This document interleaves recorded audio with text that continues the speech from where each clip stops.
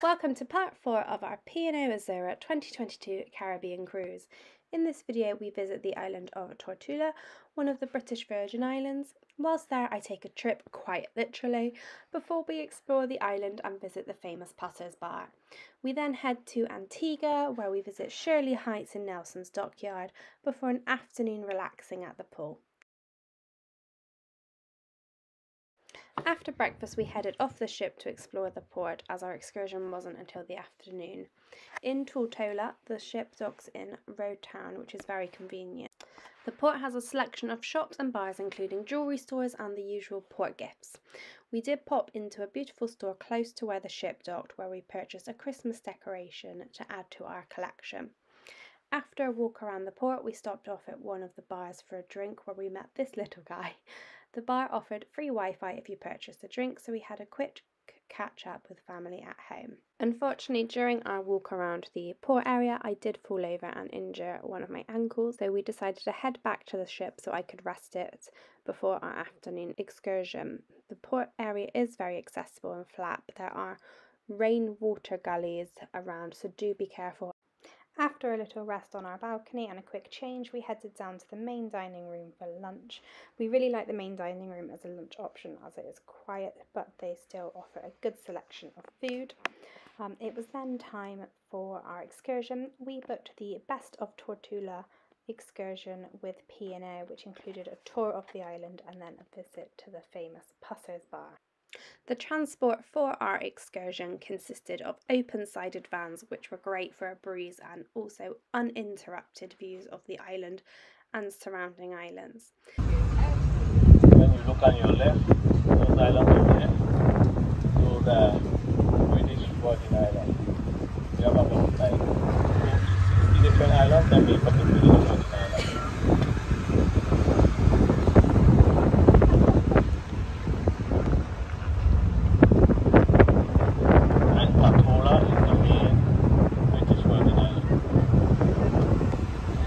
Shortly after leaving the port, our tour bus climbed up into the hills of the island and I was in awe of the driver because some of those bends were pretty tight. Our first stop was a viewing area looking out to some of the other islands before we headed to the Fay Hill murals. Apologies if I've said that wrong. Okay guys, when you look straight across you see like a light greenhouse on top of hill out there. That's where we do zip lining. So over there is where you got to do zip lining. Okay, when you look down now, this is a picture of Road Town from up on top overlooking. And we are about like 1,200 feet above sea level.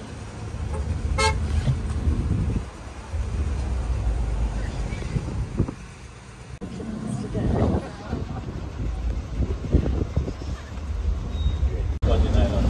So that's why they have this picture there. This guy right there. So that's why they put it.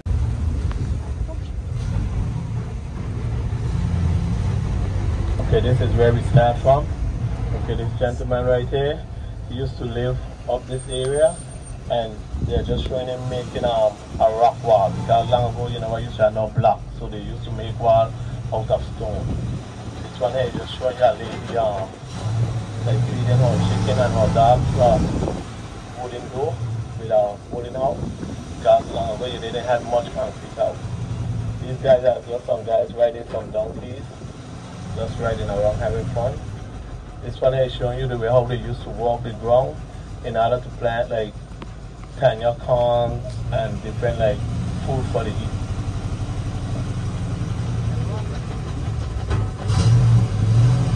This one here is showing you like the way when they say the dipping day, they put those cars between those that entrance right there, and what they do, they pen them up and then they give them different bushes in order for like if they have warmth and anything like any kind of sickness, they like clean the meat so that when they butcher them the meat will be good. This one is called like a water catchment. This is like you dig the hole down in the ground and the water spring from the ground, and then they build up around this one, but you don't have to. And then what you do, you get a bucket with a rope, and that's how they used to draw water in order to feed the cows and the goats and things like that. This one here is showing you a lady We call it bacon bam bam, but we call it cassava bread. Cassava is like a root, something now like a potato. That's what you do.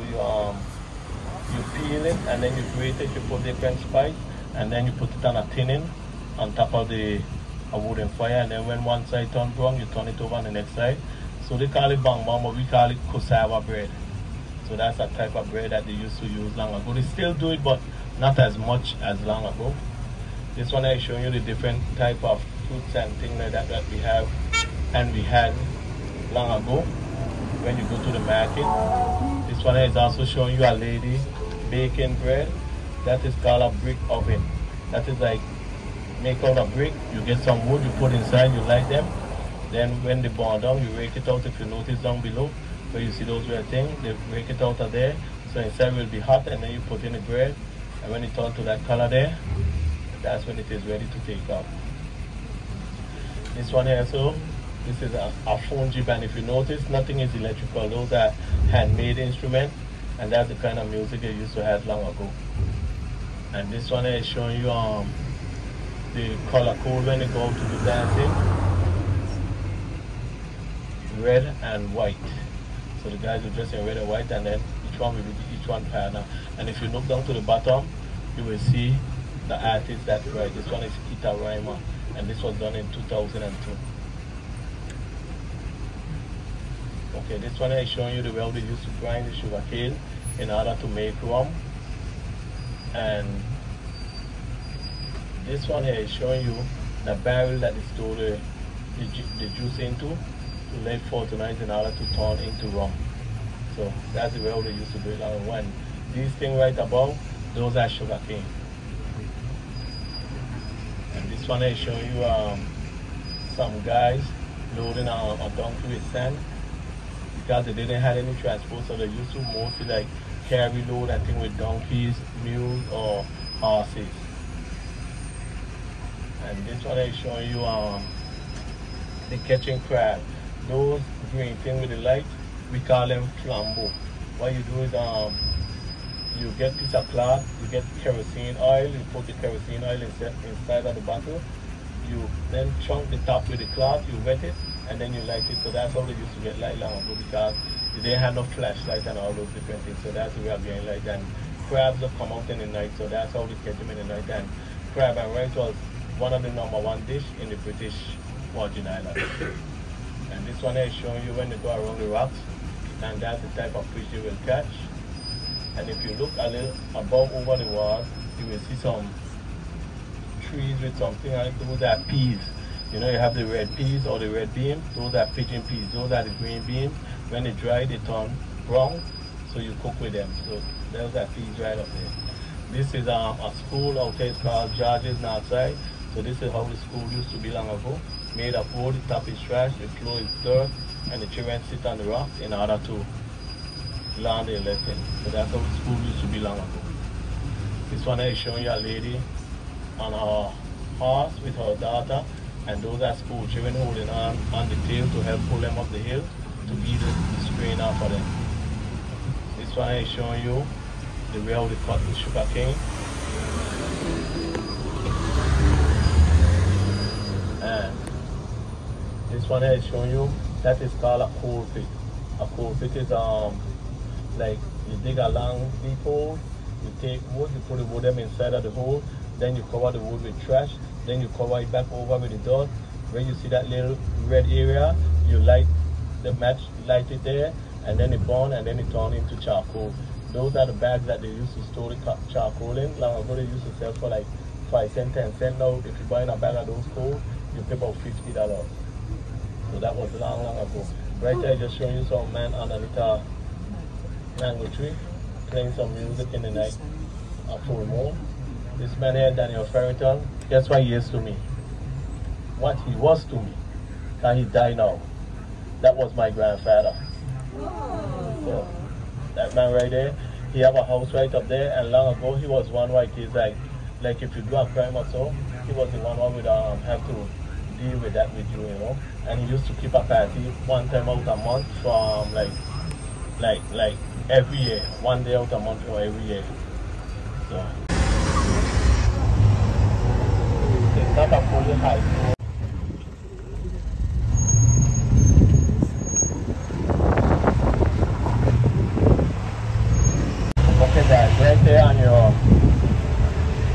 left hand side, this is the tree I'm telling you about.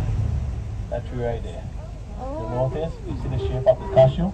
Yeah. So it'll be inside of the shell. So when they get like ripe, it gets bigger, and then what you do is you bust it open and you take the cashew out, and then you put it on fire and roast it, and that's how you get the cashew.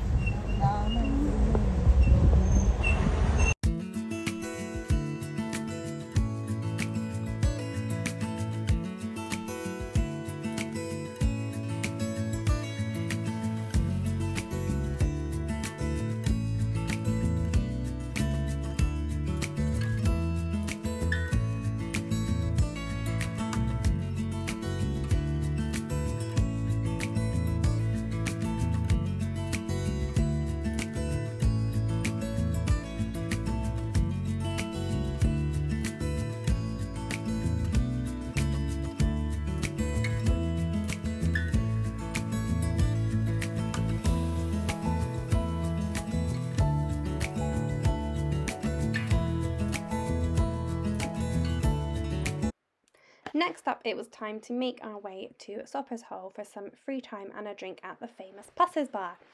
As we made our way to Soppers Hole, it was really sad to see the remnants of damage from Hurricane Irma back in 2017, with several boats partially sunk in the small inlets along the coast. But the island does appear to be bouncing back, and with tourism returning after everything in the last couple of years, it's really looking hopeful. Once we got to Soppers Hole, we had a drink in Pussers before wandering around the harbour and shops. It was a really pretty area and I loved the colours of the buildings.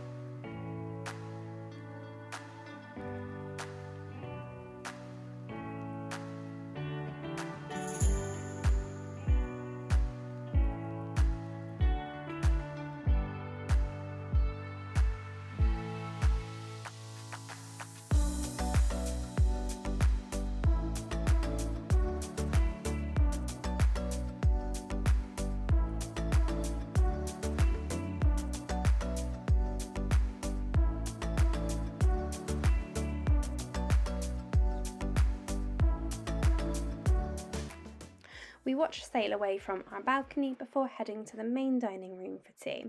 I had the carrot, orange and mixed leaf salad for starter, the blue cheese and walnut rigatoni pasta for main, and the baked apple, almond and oatmeal crumble for dessert.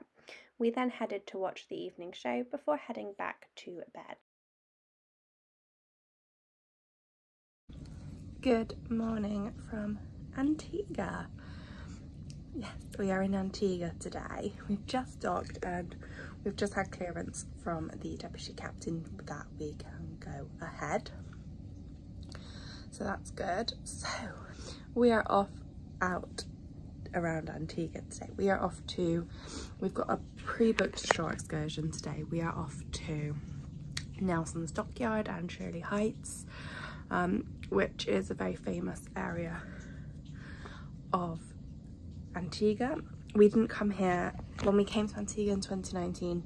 We did the Stingrays and didn't have time to really do anything else, so excited to go and explore Nelson's Dockyard and Shirley Heights today, get some amazing views of the island. We are docked on the other side today because it is a stunning view today. Let me show you. This is my view of Antigua today.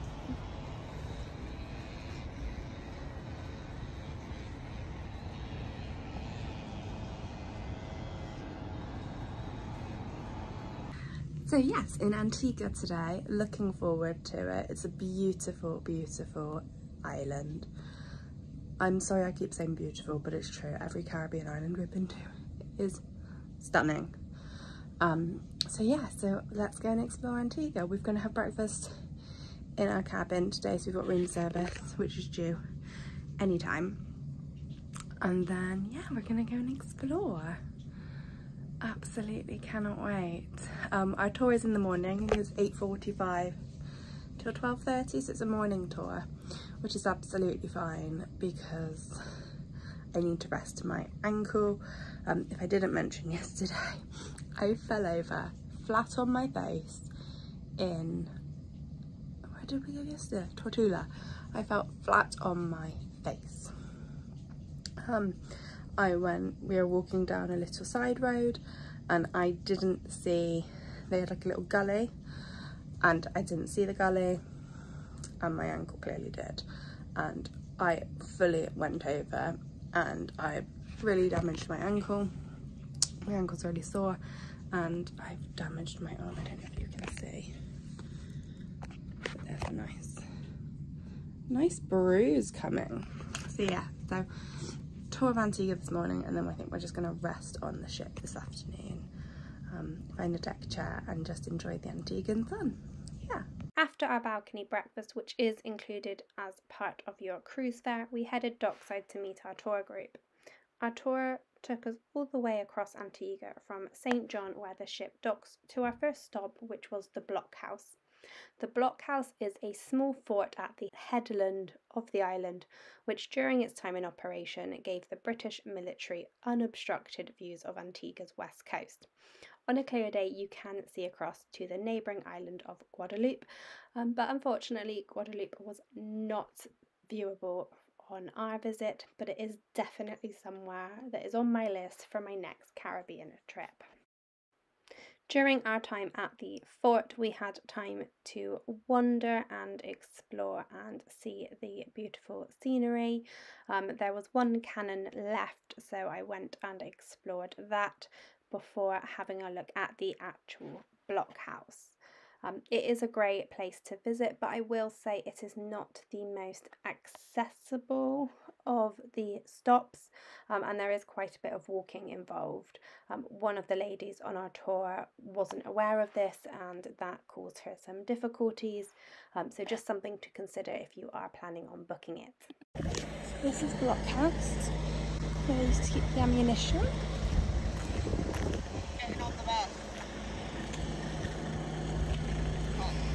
And then take that. You're right. Over there is Montserrat. And what we cannot see is Guadeloupe today. Our second stop of the day was Shirley Heights. This is a lookout which is a restored military lookout and gun battery with fantastic views over English and Falmouth harbours. The view of Nelson's Dockyard and the harbours really was beautiful, so I really do recommend a trip to Shirley Heights if you are visiting Antigua. With it being a popular tourist destination, there are local sellers there selling handmade jewellery and other items. The ladies there that day were really friendly and we didn't find them pushy, which I know some people can be concerned about. Mum and I both picked up some earrings at the stalls and they had some really lovely options, so do have a look around and chat to the ladies. They are, as I said, really friendly.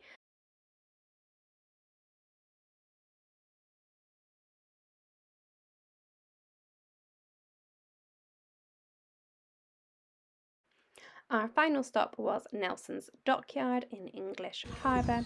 Historically it was a British naval dockyard but was renamed when it was restored in about the 1950s, I believe. Nelson's Dockyard is still a working dockyard and is alive with shops, restaurants, and even on the day we were there, there was some sort of boat race arrival. So it's a great place to spend, probably you could spend a day there. There's so much to do, even if you were just sat with a drink watching people go about their business, you know, fixing boats and all that thing. It's just such a lovely place to be. We had a tour of the dockyard before some free time to explore and have a rum punch. Right behind the mega yacht. That is actually called Clarence House. So Clarence House, initially the area was selected for the Duke of Clarence, who was stationed here in the Royal Navy. He was a captain on HMS Pegasus. He was serving under Nelson when Nelson was here for 4 years. Nelson was here enforcing the Navigation Act. So the Navigation Act prohibited British ships from trading with Spanish, French, and Dutch ships. So it's basically maintaining the British Empire by trading amongst British ships. But the Antiguan planters at the time, they were making a great amount of money trading with the French. They were saving a lot of money, smuggling other goods, and they were getting unique foods and rums from the French. But the British government didn't want that, so Nelson came to enforce those acts, which made him very unpopular here in Antigua. So for the 4 years he was staying here, he was enforcing those acts, and the planters weren't happy about it. So they told him if he stepped foot on Antiguan soil,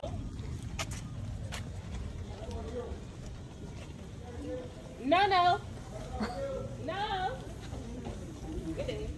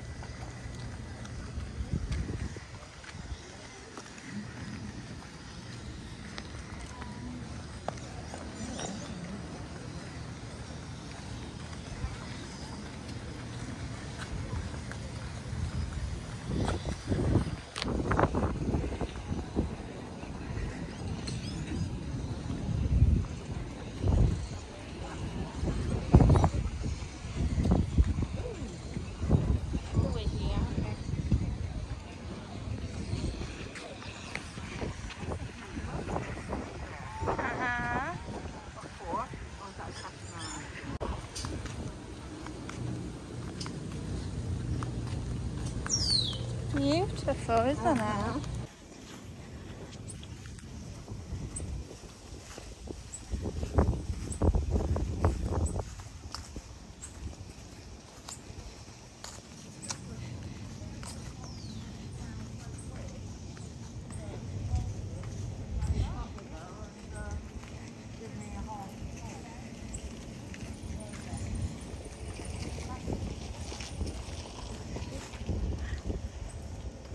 Thank you.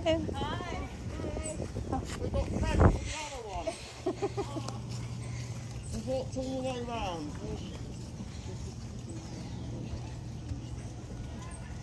Rampant ladies. Back on board we had some lunch and then spent the afternoon at the aqua pool, sunbathing, watching films on the aqua screen and swimming. Our ship was adults only because of the vaccination requirements at the time, so that coupled with the ship not sailing at capacity meant there was always plenty of space. An afternoon of relaxing by the pool was definitely what my ankle needed, and before we knew it, it was time to leave Antigua and head for St. Lucia.